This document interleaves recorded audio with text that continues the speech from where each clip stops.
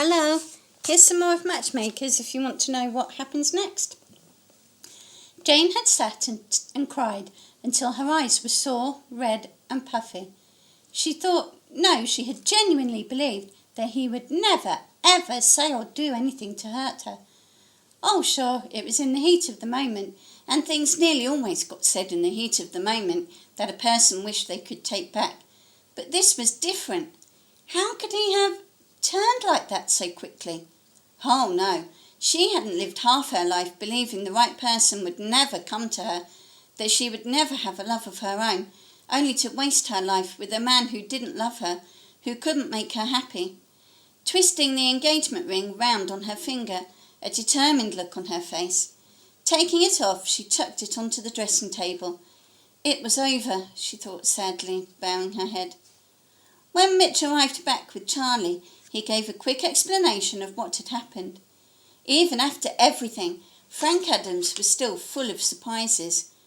After Jane had put Charlie down for a nap and made a cup of tea for the two of them, it was then, with them both sat in the living room, that Mitch noticed she was minus her engagement ring. "What happened to your ring? You didn't lose it, did you?" he asked. Jane shook her head. "No, it's on the dressing table. I'll give it to you before you go." "Give it to me? What the hell are you telling me?" replied Mitch, putting the teacup down, not trusting his hands as they were shaking so much. "What I'm trying to tell you is that it's over. This afternoon really made me think, and I don't like what I see in you. I'm sorry, but that's the way it is." "The way it is that we love each other. You can't seriously be telling me right here, right now, that you're throwing that away just because I said a few rash words. Would it make any difference if I told you that I'm so very sorry for what I said?" A shake of Jane's head confirmed his worst fears. "It's over." Standing, Mitch made for the door. Looking behind him one more time, he said sadly, "I hope you change your mind. I love you, but I don't think I can be just friends. In case you don't change your mind, have a nice life." With that, the front door shut, and Jane burst into tears anew. Leanne was still locked in a coma 4 weeks after the accident. However, she was showing some more subtle signs of improvement. She had been taken off life support and was now breathing on her own. If you spoke to her, she would turn her head towards the source of the voice. Jane brought Leanne's favourite music in to play, and during these times too she seemed even more responsive. Things, however, for Jane and Mitch had not got any better. Despite sharing Charlie's care, the pair had really nothing to say to each other, apart from the necessary pleasantries. Mitch had tried to talk to her once or twice, but Jane stood firm. It was over.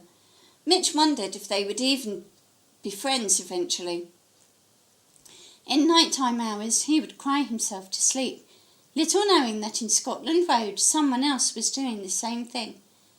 A week after Frank had returned to Spain, he had received a phone call from Mitch telling him of the various debt management schemes he had looked into for him.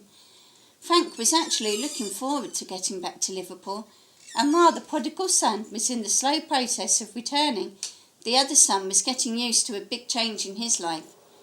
Having to see Jane every day was hard, but they had to look after Charlie and at least be civil for his and Leanne's sake. It was Jane who was there when Leanne eventually opened her eyes. "Oh, Leanne, thank God, you had me so worried. But never mind, the main thing is you're all right now." When there was no other response, Jane panicked until the nurse came in and explained that it would still take some time for her to wake up properly. She was sort of in between being awake and unconsciousness. "Leanne, if you can hear me, blink once for yes and twice for no. Can you do that for me?" asked Jane, leaning over and speaking directly into Leanne's ear, giving a shout of joy when Leanne distinctly blinked once. A few more agonising weeks went by with Jane and Mitch dancing round each other. When one was at the hospital, the other would come to take over, and the watchman, just relieved, would take Charlie and take over his care. With Mitch and Jane hardly speaking, Jane worried that the boy might pick up on the atmosphere, and the day Leanne spoke for the first time was a blessed relief indeed. Jane had just arrived at the hospital, giving the cursory hellos. Mitch had been about to leave with Charlie when... Charlie? Mitch and Jane both whirled round at once, hardly daring to believe they had heard right. "Where's my baby?" said Leanne, more insistently this time. "It's all right," said Jane in a soothing voice. "He's right here. Welcome back to the land of the living." Leanne blinked hard. "What happened to me? Why?" "Take it easy," soothed Mitch, gently brushing a lock of stray hair away. A nurse came in just then, accompanied by a doctor. Told to leave, Jane picked up Charlie and made to go. Mitch was picking his brother up from the airport in a few short hours, so he had to leave anyway. "Just wait till Leanne finds out about what's been happening," thought Jane sadly. "She'll be fuming. She was so sure me and Mitch belonged together, but she was so wrong."